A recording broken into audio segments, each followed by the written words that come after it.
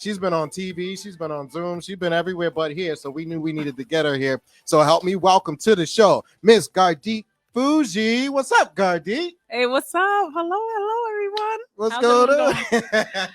I'm a little nervous, but I'm excited, y'all. I'm excited to see everybody. What's going on? That's okay. There's no need to be nervous or anything like that. But definitely want everybody, if you're listening right now, turn it up. If you're watching, put whatever that's around you down so you can really pay attention. Because honestly, the story of success that's going on right now, it's definitely a blessing. And, obviously going to give Gardite an opportunity to talk about it. But you might hear me refer to her as G because, like I was saying off air, is G. I like to say she's G Money. Wherever G Money goes, money and blessings flow. So Amen. we make it happen, right? So listen, you are the CEO of Unbreakable Voices. I am. What is Unbreakable Voices? So Unbreakable Voices is an initiative and a platform where we help families that have kids that have social emotional needs kind of map out their journey. We kind of get them close to resources, as well as we coach them, mentor them, so they understand the mental health system, so they can navigate it on their own. But also, we're creating a community, so that way they're not alone and they don't have to do this journey alone. That's powerful. So that's what Unbreakable Voices is. And it started with my journey with my children. So I have 3 children. My eldest, who's 19 now, has autism, and my other 2, 14 and 11, have ADHD. And I had to learn how to navigate this mental health system, which is no joke, y'all. It's no joke. I didn't even know that they had these type of positions, these type of resources available in the community until it got to a point where DCF was put in my life. And then I had to figure out, like, is this something I really want to do or not? Am I going to comply or not? And let me tell you, I went on a whirlwind because for a year, I did not even want to really participate. I wanted the in-home therapist to come in, ICC or intensive care coordinator to come in and just do the work for me. I didn't realize that I had to participate in this journey. And not only that, I had to learn how to change and grow myself. So if I wanted my son and I wanted my children to grow, I had to change and grow myself. And once I learned and accepted that that's something I had to do, then that's when my whole life changed and why I'm here before you today. That's what it is. Okay. So there's a lot that you just said. And, obviously we're going to try and break it down. You mentioned resources, you mentioned change within you. But before, I guess we get to that, where are you originally from? Like, what's up with G? How did G come to be what she is right now? Where are you from? So my family's originally from Haiti. Okay. So what's up? What's up, passe? So all my Haitian folks out there. But I was born here in Boston, and then I went and lived in Haiti for about 6 years, and then I came back when I was 6 years old. Okay. So my first language was not English, y'all. It was Haitian Creole and French. But once I did come back, I had to integrate into the school system. Grew up with a single mom with, she had my brother, as well as my sister later on, but it wasn't easy being a single parent. She was struggling to make the bills and put food on the table. And so in that instance, I had to really grow up fast and learn how to be responsible as the oldest. So I, even to this day, I'm that one, you know what I mean? Yeah. Have to hold it down for the family. So, that's why I come from, stock of, no matter what happened, no matter what's going on, whatever punches come at you, you just gotta, shift. Bob and weave. Yeah. Okay, I got it. I never knew that. So you was in Haiti for 6 years? I was. And then you came back up here. Now, would you say that your primary language, I guess you can say, more became like Haitian Creole and such, or? Yeah, I kind of lost the French over the years because it's with any language. If you're not sitting here nurturing it and you're not using it, you kind of lose it. So it stinks. But I love going on the apps and kind of like refreshing myself. I mean, I understand it more than I can speak French, but yeah, I still love it. Gotcha. Yeah, because I remember trying to take French in high school. Case in point, why I still speak English fluently. Nothing else. I'm good. I just have. And you speak some Spanish too, right? That's just by default. Like, we won't even talk about that because people are listening right now. But that's by default. I get enough to make it happen, but just not enough to. Yeah, it's all good though. Listen, so catch a transition. So. All right, so again, like I said, I never knew that, so that's powerful, and of course, just trying to catch back up. Now, what was the difference between? Now, did you go to school in Haiti as well? I did, like equivalent of kindergarten. Okay, and then obviously you got back up here, and I went to grade 1. Yeah, gotcha. What was the education like? Was it like different or like? I mean, I can't remember everything, but I can say the education. I think the education was better. It was better in the sense of they taught you things early. I feel like here in the States the education system is kind of delayed, right? But I can say that having a loving family and having family support is like key for me as far as growth. I thank God for my family. You know what I mean? They're kind of the backbone. They've kind of held me down through my good times, through my bad times. And I thank God for them. So yeah, I mean, family is super important as far as the education system in Haiti, especially at the time, and that's the 80s. It was a lot different. There's a lot going on in Haiti right now, with the turmoil that's going on right now. And I would love to eventually be there where I could really, really support more. But yeah, as far as the education system, I mean, it's better here. There's a lot of, I feel like in other countries in particular, they focus on really educating the teachers and really focusing on the early years, which lays the foundation. And that's the most important thing. And I wish, here they would understand that you can't just drop off your kid and they're sitting in front of TV and a tablet all day. That's not going to work. They really need to learn the skills in order to build language and build their cognitive skills, so that way they're able to read, write, and do math. Because honestly, if you don't know those basics, it's going to be hard for you to manage when you're an adult. Right. Okay.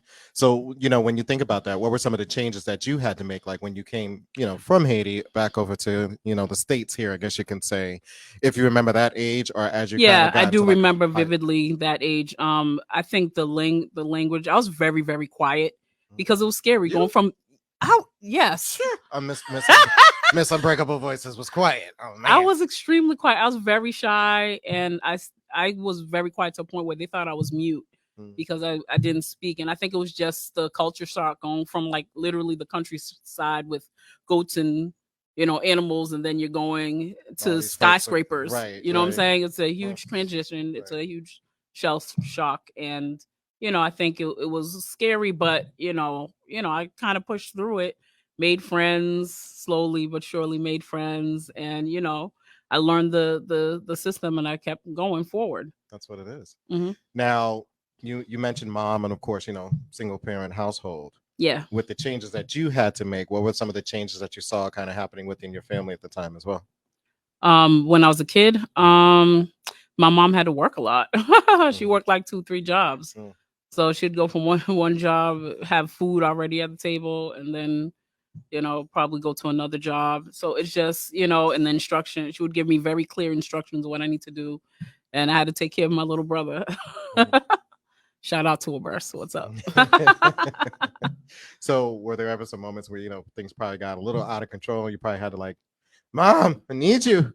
Where you at? But I felt like I was the mom when my mom was not there. When she was at work, when we were at school, because we went to the same school, they would call me out of my classroom to come deal with him.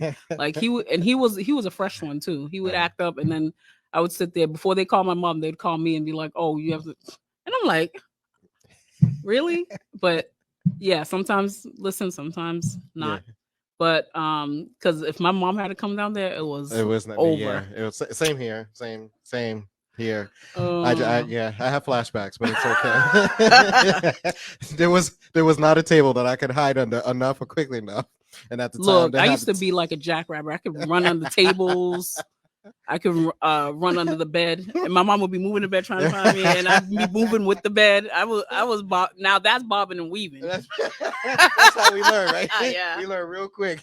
Yep. Mm-hmm. I just remember the tables back in the day. They had to insert. It's a skill that we It's a learned. skill. It's a skill. No, for real, it's a skill. It was a whole different level of hide and go seek, right? That's crazy. That's too funny. So, like you back in. Did you go to Cambridge first, or was it like Boston? So, and the only reason why I'm asking about Cambridge because I know you reside in Cambridge right now. For those that are listening, but I no, I know we were bobbing all over the place. So we were in Boston with my grandfather, and then I know we went to like Lynn, and then we eventually went to Cambridge because I think my mom was on the wait list and stuff. So that's how we got to Cambridge, and it's just that's the way it was. We just were bopping around. But I've been in Cambridge most of my life, though. That's what's up. Yep. So as you started, developing friends and really just, I guess you could say growing and coming out of those comfort zones, what were some of the hiccups that you face, maybe just dealing with people or dealing with, the environment and everything? I think for me, growing up, I wasn't that popular kid. So I was bullied and made fun of, which, even though it was really sad at the time, I feel like it made me to who I am today. I mean, unfortunately for humans, we think, oh, we go through this, that, and the other. And you're like, God, in the moment, you're like, God, why did I go through this? But if I didn't go through this, then I wouldn't be who I am today. I wouldn't be able to teach. I wouldn't be able to coach. I wouldn't be able to mentor others through it because I never went through it. How can you really teach someone something you've never really experienced? Right. You know what I'm saying? And it taught me one thing. It taught me, okay, these people are friends and these people are not your friends, and kind of helped me to weed out those wheat and tares, so to speak, and, go towards the right direction. And, I think my direction being in the church, I think for me has really, truly made a difference for me. I mean, I've been in and out of church for some time when I was a kid. We went to my uncle's, and then from there, like I used to go to one in Cambridge, not too far from my house. And then I made a decision when I was 18 to attend the church and I attended that church for about 19, 20 years. And now at a different establishment, that church that I truly love, and I feel like God has put me and placed me there. So I feel like I am learning and growing a lot. I've learned so much in the past 4 years. So I thank God for the change and the growth. Got it. No, I definitely see it. And obviously I've known you for I don't know what, like it just happened miraculously over the past, like 3 or 4 years, maybe something like that. It's been like 3 or 4 years, for real. I can't believe it. It's gone by. It went by so fast. and the growth has been crazy, but we definitely got some more to talk about. So definitely stay tuned, everybody. Again, you're here, Black in Business, 97.9 FM, Worcester's Community Connection, Unity Radio. We'll be right back. We heard a little bit about the earlier years and stuff like that, of you just kind of turning into all of the magical powers that you have right now, right? Now, obviously being in Cambridge and me just being in Boston, it's almost like a night and day difference, because as soon as you cross Mass Ave, it's just like, Cambridge opens up, right? Now, what high school did you go to, though? Did you go to Ringe and Latin? Yes, I went to Cambridge Ringe and Latin, graduated in 2000. What's up, 2000? And how was the experience there for you? Because I know, like, for instance, I was, in the MECO program, but we always knew and heard about, Ringe and Latin, the type of environment, atmosphere, and just the, what's going on? What's going on? So I was a good doobie. So I was, yes. Hey, I was a good doobie. So I was in House A, and in that house, they focused on academics, and pretty much that the name of the house is that was the goal, to do well in school. And so for me, I mean, it depended. I mean, I made my friends, and I had a great time. Miss Pierce, yes, that was the housemaster. She was awesome. I bumped into her a couple months back. She's pretty cool. But I think it depend on what your focus was on at school. If your focus was on the social scene, which some were, and they got into their trouble. but I know going to leadership or fundamental. Depending on I try to stay out of the way because I don't I'm a lover, not a fighter. You know that. Mhm. So it really depends on what your focus was on. But I think as a high schooler, when you're like 14 going into high school, you're like trying to find yourself. You're trying to find out where you fit in, what works for you, what doesn't, who's your friend, who isn't. And unfortunately, you go through a lot of ups and downs and, talking to people and then next week talking to them again, so you just go through that, going through different groups of friends and just trying to figure out what best fits you and what works for you. So I mean, I went through that, and I mean, I had a great experience at Ringen Latin. I learned so much. There was so much programming there. At the time, I was like, you know what, I want to be in the medical field. And I love biology. That's my jam. So any programming around that or along those lines, I was there. I loved it. I love the lab. I love biology. I love singing. Oh, vocal ensemble. Oh, I love singing. I love singing in the choir. I see. Clapping your hands, I still do. So anything that has to do with that, I was definitely in there. I love gymnastics. I was on the gymnastics team. You did gymnastics? I sure did. Really? I was only level 2. I was not like, Simone Biles or anything like that. But it's okay. You had the level 2 inner Simone. Yes. We got to wear leotards and everything. It was pretty cool. Shout out to Anara, wherever you are. So now when you were there and obviously like you decided to transition as far as like college and everything's concerned, right? What college did you go to? So college and things like that. I wanted to go to Pine Manor, and that did not pan out because I needed parental signatures and I didn't get it. So I ended up going to Bryman Institute at the time, and that was in Brighton. And my dad, he signed the papers for me to go. Nice. And so I went there. That's where I met one of my bestest friends, Aisha. And my friend Diana as well went. And so it was a bunch of us together, Nancy. And we had a good old time learning medical administrative assisting, medical assisting, things like that, which at the time wasn't in high demand at the time, but they were getting people prepared because now it's the jam. You get paid really good money doing that now. Right. So I did that. I did go back to college later on once I had my eldest. I went to Bunker Hill. I kind of hopped around. I went to like Bunker Hill. I did Leslie College as well. I love or Leslie University. I love Leslie. Not only do they have a beautiful campus, but like they have really nice people. They're very supportive, very caring. So I really like it. I really loved it there at Leslie College. So yeah, I mean, that's what did it for you.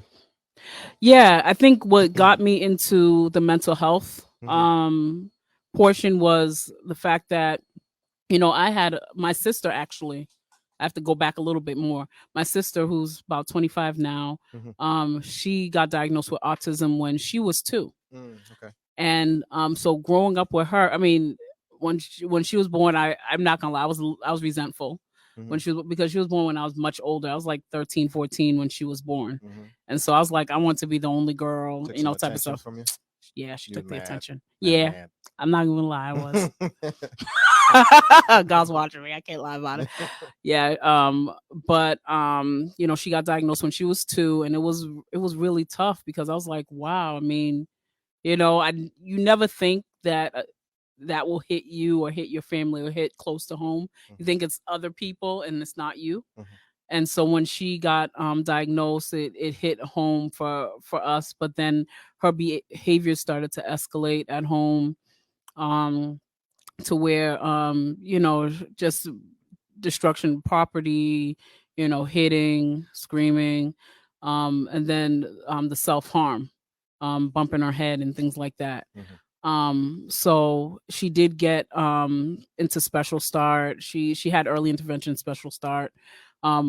So early intervention, They come in when your child is about 1 year old to about 3, and they do an evaluation.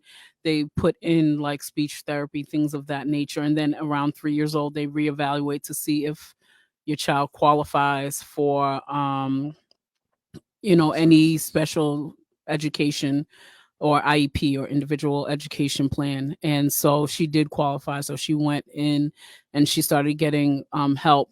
And then she also went to different programs at the different hospitals. There's Boston Children's and um, other corresponding hospitals for her diagnoses. And it was a really tough time, and it was very eye opening Mhm. for me, seeing this cute little kid just struggle so very much, especially socially. Mhm. So it was hard for her to get friends and have friends when And she had to maintain have that. birth. Yeah, when you're a little kid and you're like, 9, 10, you want, a little birthday party, have your little friends come over and everything. And to not really have that, it was really hard Mhm. to see her struggle that much. But, little did I know, when I had my child, that I would have a child that was diagnosed with the same diagnosis. Mhm. And it's devastating because you think to yourself, like, when you see your child, I mean, I know you have kids as well. When you see your child, you think of the world. When you see them for the first time, you're like, my child's going to do this and that and that and this. And, I had hopes and dreams of him, like, going to college like everybody else and becoming whatever he really wanted to be. And, for those few moments, couple hours, couple days, just thinking about, what's what's going to happen to him. Is he going to be able to be independent? Is he going to be able to do stuff on his own? Mhm. And the thought of your son having to depend on a system, or not being able to be independent and take care of themselves, Mhm. as a parent, so it's a blow. It hurts you a lot. So how have you been able to, handle it within, your household at this point in time? I mean, I've been following and obviously watching, and you've been doing, like, your growth is crazy, the amount of things, and seeing the kids celebrate a lot of their successes, which, I mean, of course you can share with us as well too. hmm But I mean, just from the initial, once you realized what was going on, how did you start to come to grips with stuff? I think the first thing I realized is I saw what happened with my sister, Mhm. as far as people not being on the same page, and it just being a lot of conflict as far as her care. And I knew that, there was resources out there. And the first thing I think I did was I had to stop and recalibrate and say, you know what? Yes, he has this nice diagnosis, but it doesn't have to end here. Mhm. And I just had to believe and hope and put my faith, knowing that, God does everything for a reason. Sometimes we don't know why, especially in the moment. Mhm. Don't know why he does the things that he does.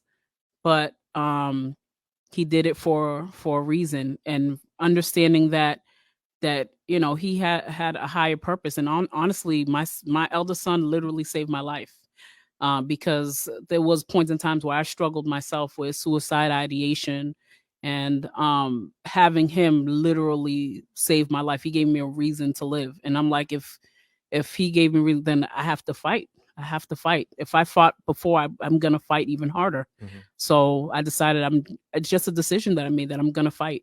And know that if I have God, then it's gonna be hard, but I'm not gonna fail. Mm. And you mentioned, quite a few things right there, just really towards the end. The ability to just make that decision, which sometimes a lot of us struggle from, is making the decision, to fight. But before we get really even more into it, let's save the rest of that good stuff for the rest of the episode here, because I know it's gonna get deep, and I definitely want to learn more about the business as well, because Sure. obviously you can tell, what the tie is. So, everybody stay tuned, keep listening, keep watching. We're here with Miss Gardite Fougy with Unbreakable Voices, Unity Radio 97.9 FM, Black in Business. We'll be right back.